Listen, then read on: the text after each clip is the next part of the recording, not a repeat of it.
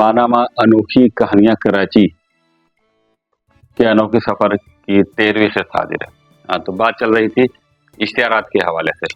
तो इश्तिहारात के हवाले से ये हुआ कि कराची के इश्तिहारात के साथ साथ मैंने लाहौर का भी रुख किया कि उस ज़माने में लाहौर के भी काफ़ी तादाद में इश्तिहारात प्रिंट मीडिया में आया करते थे।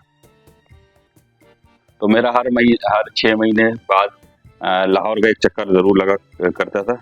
और मैंने लाहौर में अपने दोस्त खुर्रम लोधी को जो है बतौर मार्केटिंग मैनेजर मुकर्रर किया था कि लाहौर के इश्तिहारात वो देखे, और जब मैं लाहौर जाऊं तो फिर वो मेरे साथ जो है खुर्रम लोधी इश्तिहारी एजेंसियों और इदारों में जाया करते थे।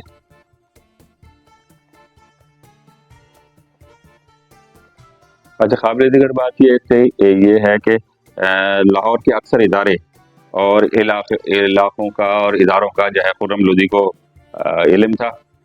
और एक बात का साथ में जिक्र कर दूं, काबिल ज़िक्र बात यह है कि खुर्रम लोधी के वालिद मुहिब लोधी साहब मेरे वालिद साहब के दोस्त थे, और फिर यही दोस्ती आगे बढ़ते हुए खुर्रम लोधी और मेरी हो गई।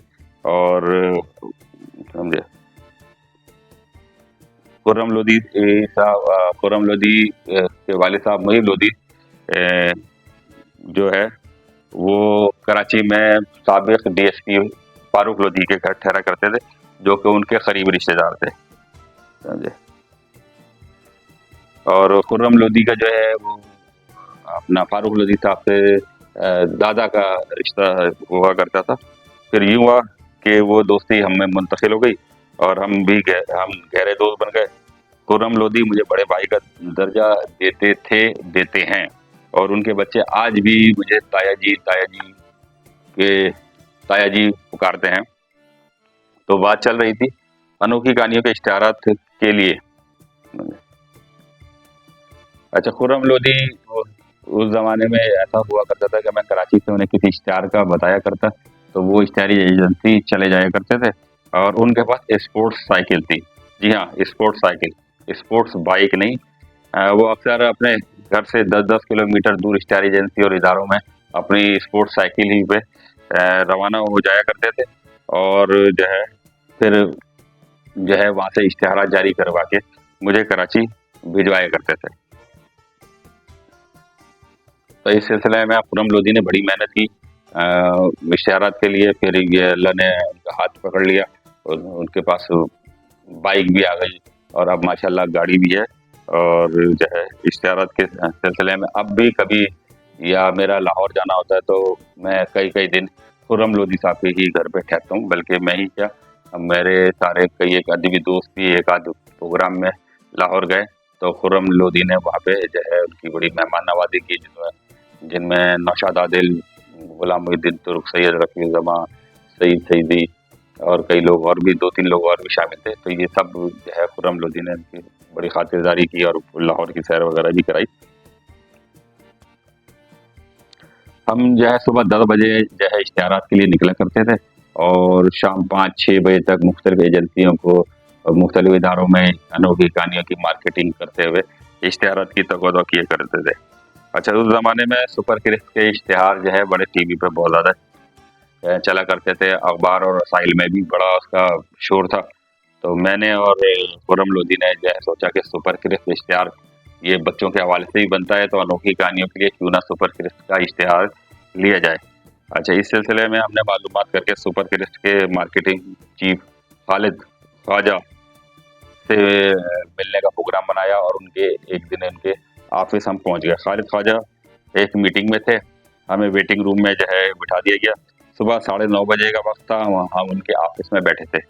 अच्छा, दोपहर 1 बज गया मगर किसी ने नहीं बुलाया। हमने सोचा कि अगर हम लंच पे अगर चले गए तो ऐसा ना हो खालिद ख्वाजा बुला लें तो फिर ये बात सही नहीं होगी। तो हमने ना जो है लंच वगैरह नहीं किया और वहीं बैठे रहे। अच्छा, इसी तरह जो है बैठे 4 बज गए। फिर हमने दोबारा से याद दहानी कराई तो पता चला उनकी मीटिंग तो 12 बजे ही ख़त्म हो गई थी, और जो वेटिंग रूम का जो स्टाफ था वो हमें बिठा के भूल गया था, और उन्हें वापस खालिद ख्वाजा को इत्तला ही नहीं दी थी। پھر ہمیں خالد خواجہ صاحب کے کمرے میں جانے کی جو ہے اجازت مل گئی. میں اور خرم لودھی جو ہے خالد خواجہ کے سامنے پیش ہو گئے. اچھا، جب ہماری ان سے بات ہوئی تو وہ بولے 12 بجے جب آپ نے صبح آئے تھے تو 12 بجے کے بعد آپ نے کیوں نہیں ملاقات کی؟ ہم نے انہیں بتایا کہ بھائی بتایا کہ دوپہر کے آپ کے آفس والے ہی سارے یہ کچھ بھول گئے اور ہم وہیں بیٹھے رہے. تو انہوں نے کہا تو دوپہر کا کھانا وغیرہ نہیں کھایا؟ تو ہم نے کہا بالکل نہیں کھایا، کیونکہ ہمیں یہ خطرہ تھا کہیں آپ دوپہر میں ہمیں بلا لیں اور ہم نہ ہو تو یہ مناسب نہ ہوگا. تو انہوں نے بڑی حیرت کا اظہار کیا. پھر چائے اور دیگر لوازمات وغیرہ منگوائے اور پہلے بولا پہلے ان کے ساتھ معاملات کر لیں، پھر آپ سے بات کرتے ہیں. چائے وغیرہ پینے کے بعد پھر وہ اصل بات کی طرف آیا اور پھر بڑی تفصیلی جو ہے گفتگو رسالے کا معیار دیکھا، جو انہیں بہت زیادہ پسند آیا اور قابل 27 نگاہوں سے ہمیں دیکھنے لگے. اچھا، پھر انہوں نے پوچھا یہ رسالہ آپ دونوں ہی نکالتے ہیں؟ ہم نے کہا بالکل یہ رسالہ ہم ہی نکالتے ہیں. شاید انہیں یقین نہیں آ رہا تھا، تو کیونکہ اس وقت ہماری عمر تقریباً ایسا تھا کہ میں 26 27 سال 28 سال کا ہوں گا اور خرم لودھی جو ہے وہ 20 سال کے تھے اس زمانے میں. تو ہم جو ہے ان سے ہم نے یہ بات کی اور ابھی یہ بات جاری ہے. ہمیں اشتہار ملا نہیں ملا، خالد خواجہ نے ہمارے ساتھ کیا کیا، تو اس کے لیے آئندہ قسط کا انتظار کیجیے. بہت شکریہ.